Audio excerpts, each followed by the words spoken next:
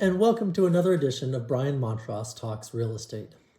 Today I'd like to talk about one important thing that investors, or future investors, should prepare before venturing into a new rental.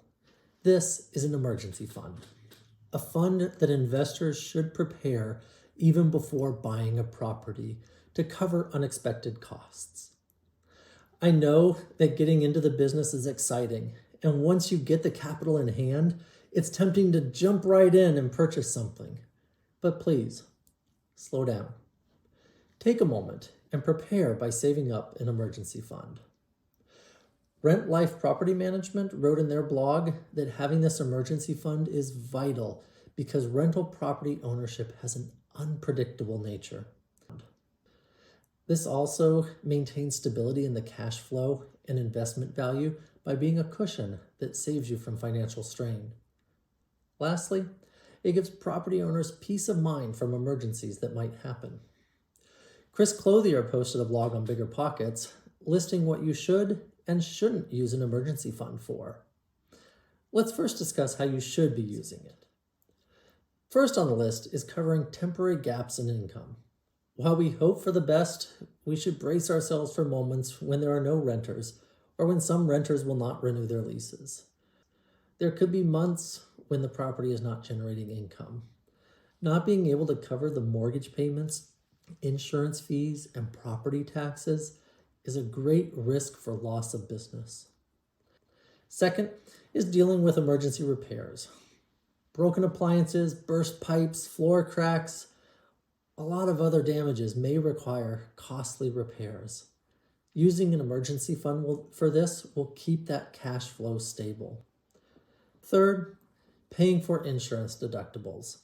While insurance is used as your main safety net, this can involve payment of deductibles before making a claim. This too can be covered by the emergency fund.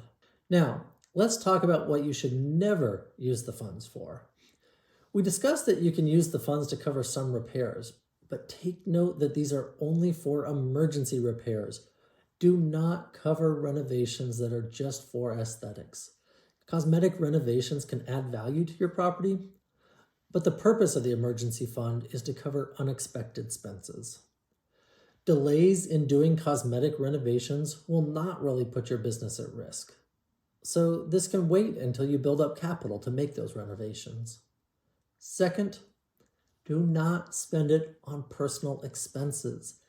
Keep your investment finances and personal expenses separate. Third, don't use the emergency fund for debt repayment. Debt payments are expected expenses, so property owners should plan for them outside of their emergency fund. This should be paid through your rental financial strategy. So this brings us to a question that everyone seems to ask. How much should an investor keep as an emergency fund?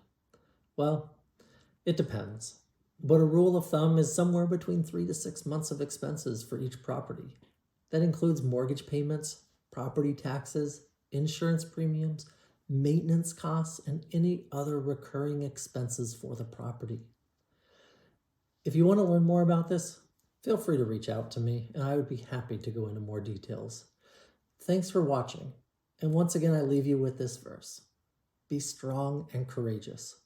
Do not be afraid. Do not be discouraged. For the Lord your God will be with you wherever you go. This is Brian Montross, your real estate advisor.